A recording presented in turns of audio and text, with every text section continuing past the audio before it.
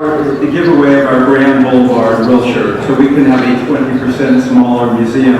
Architecture critics have described this building as a freeway overpass, a toll plaza, and a giant coffee table. No one voluntarily walks under a freeway overpass. The traffic noise is unbearable and nonstop.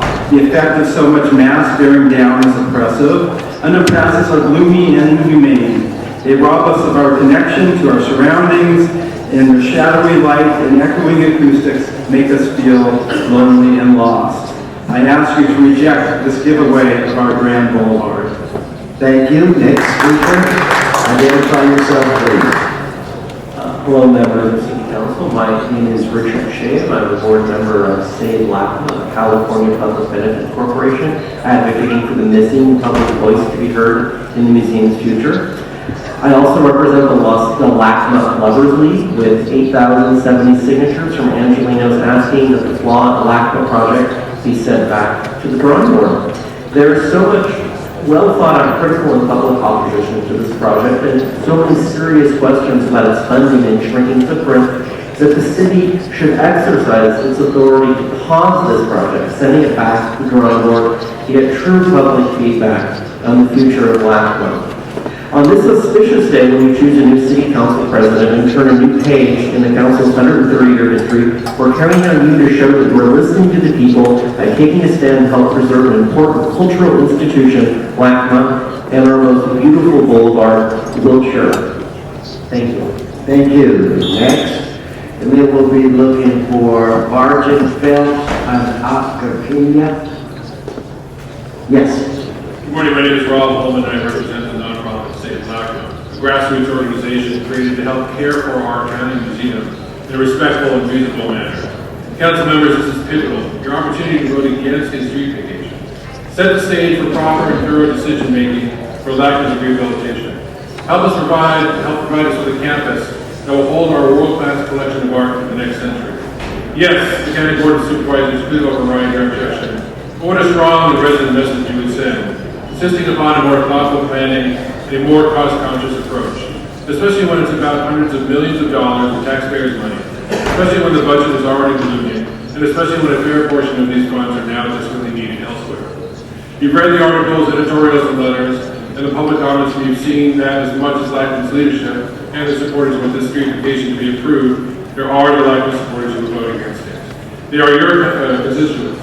They have loved LACMA for decades, and we want to help save LACMA. Thank you. Thank you, sir. Next, please identify yourself. President. Yes. Council members. My name is Barton Phelps. I'm a principal at Barton Phelps and Associates, Architects in Los Angeles. We do mostly educational and cultural institutional work. Thank you for this chance to speak critically on this important matter. I'm not pleased to say what I must today.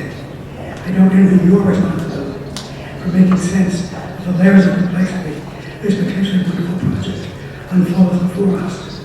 I'm reminded that 44 years ago, I stood in this exact spot, attempting unsuccessfully to convince your predecessors on the city council, especially the charismatic Gilbert Benson, whose vision was that replacing the 1926 Central Library with a social office building, although already designed, was not a great idea.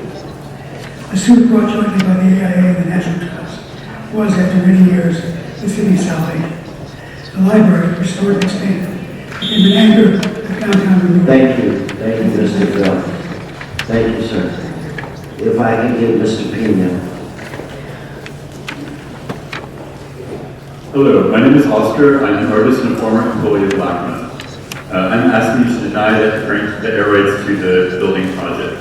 This building, named and rights bought by David Devin, will have his name in large letters hanging over the road, the name LACMA not even seen. Our public space should not be a permanent billboard glorifying for wealthy individuals. The legacy of freeway overpasses dividing communities in the city is a haunting precedent, and we should not repeat this in 2019. To see these air rights uncritically is decision that will not stand the test of time. When Esotouric was under construction, its collections loaned to regional institutions. LACMA's collection is now found in the Saudi Aramco Museum in Saudi Arabia, a private museum in Shanghai, and Quatar. As funding is stalling, LACMA is saddling up with dictators, slave states, and totalitarian regimes. We need real public oversight of this funding and building project, lest we erect a monument forever saying that we murdered journalists, forced labor, and the fossil fuel industry. Thank you. Thank you. Thank you. Okay, Mr. City Attorney, we've taken over 20 minutes. Today we made history by electing our first Latina as council president in the city of Los Angeles. With this vote today, we're also going to make art and architectural history as well. Let folks know, we heard this in committee. Mr. Root did an amazing job of shepherding this in his district, and it is truly an iconic project. The only thing we're voting on today, though, is the vacation of the street. The actual project and all the amazing details about it, that's being done by the Board of Supervisors. But this is a critical piece to make history in Los Angeles. So I support Mr. Root, and as the chair of the committee, I strongly support this motion to vacate the street. And with that, I join in asking for another vote. And I just want to jump in and compliment David as well. Thank you for your words, Mr. Blumenfield. LACMA has been unreal. I want to thank Michael and the outreach. It's my understanding has just been outstanding, trying to get a feel for how the community, their opinion, and trying to afford them the opportunity to give input. I think when we have opportunities like this, we should reward that type of an operation. So I too ask for an aye vote. Let's please, on this item, open the roll, close the roll, tabulate the vote. 13 ayes. All right, that is approved.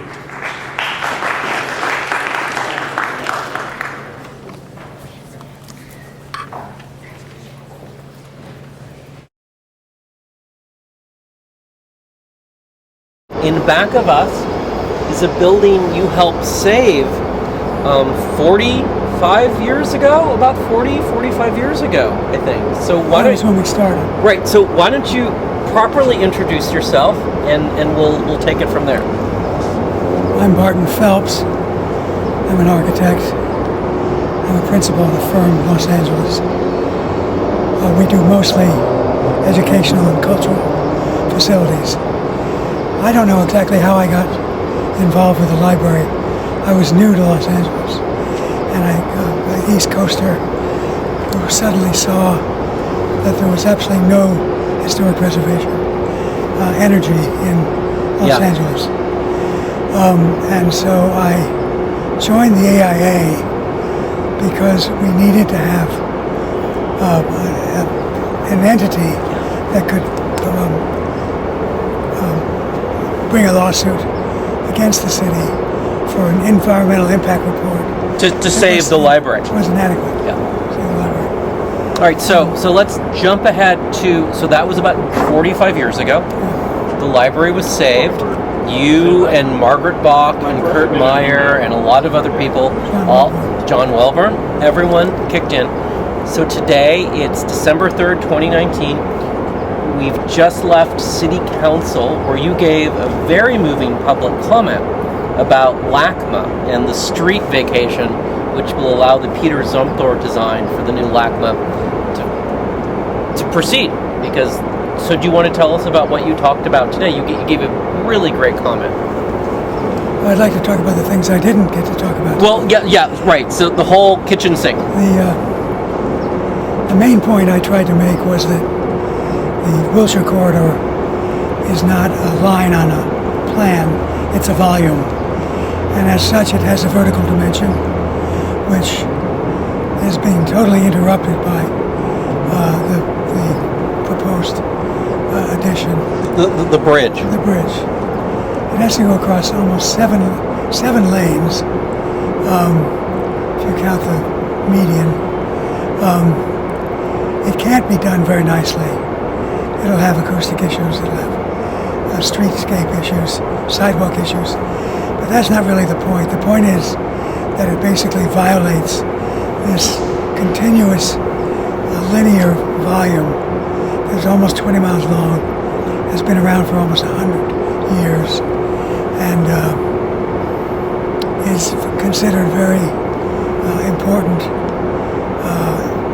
feature of the Los Angeles landscape, the boulevards in general, but especially Wilshire. And I basically said that when I look at the plan, I and lots of other architects see the use of the lot across the street from the current museum as a desperate attempt to make up for the fact that they couldn't figure out how to put it on the original site. And what drives that are all kinds of givens from Govan, and especially the single-story elevated aspect of the thing. So I basically tried to remind them that the landscape is really a political landscape.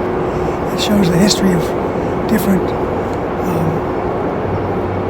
patterns of use over the last 50 years or so. And that's not bad. To erase all that and to put a new thing in which is unrelated to the street seems like a very wrong direction to take. Okay, good. Okay. Before we go, no, we're not done. One last thing. Henri Faucillon. You had a conversation with Michael Govan, and I consider conversations in city council chambers public public comment. Do you want to tell us about your conversation with Michael? Well, it wasn't really a conversation. I basically said I thought he'd been brainwashed at Williams College, where the art faculty, who were very eminent and great teachers, wonderful people, had all been trained at Yale, and were very much in the sway of Henri Faucillon, who was a formalist par excellence in his view of art. All that mattered was shape and color. He would show slides upside down and it wouldn't matter to him. Well, as one of his great students, Lane Faison, would be giving a course in European painting, and a great picture would go in upside down, and he'd say, okay, we can talk about it. Leave it that way, we can talk about it. And that, by formalist, I mean the idea of something which has a sort of sculptural power, which is completely, as we say, self-centered, that it dominates all the other decisions that are made. And that's kind of what we've got here. We've got a love affair with a slinky tube. And when it didn't fit, everybody freaked out and said, well, we'll just put it across the street. And that's what we have right now. I can't imagine that being done any way that isn't crude. And I can't imagine anything that could have more sort of deleterious impact on the corridor than to block it right at a place where it takes a kind of graceful bend on or off the grid of Los Angeles. Perfect. So let's just wrap this up, just so people get a sense of who you are. You've given us your professional credentials, but just when you were studying, in addition to squash and the U.S. Army being big influences in your life, you studied and worked with Scully at Yale. Do you just want to just sort of wrap up with that? Because I think that's just a great... Well, Scully was also a Faucillonist, but Scully was an important person in my life, as he has been in the lives of thousands of other people. What I find kind of amazing is that his sort of breathtaking discoveries in the Greek landscape, as described in his book, The Earth, the Temple of the Gods, turned out to be a useful evaluation technique, and he applied it, I think, wonderfully to the Pueblo Indians of northern New Mexico in a book called Village Mountain Dance. And what you basically see is a time when human beings lived with nature in such an intimate way that they could find everything in it. They could find religion, they could find justice, they could find a whole kind of enriching aspect to their lives. And Scully managed to kindle in a lot of his students that sense of the ability of man-made things to emit that same energy. I love it. I love it. You did it. Okay. Thank you. My pleasure.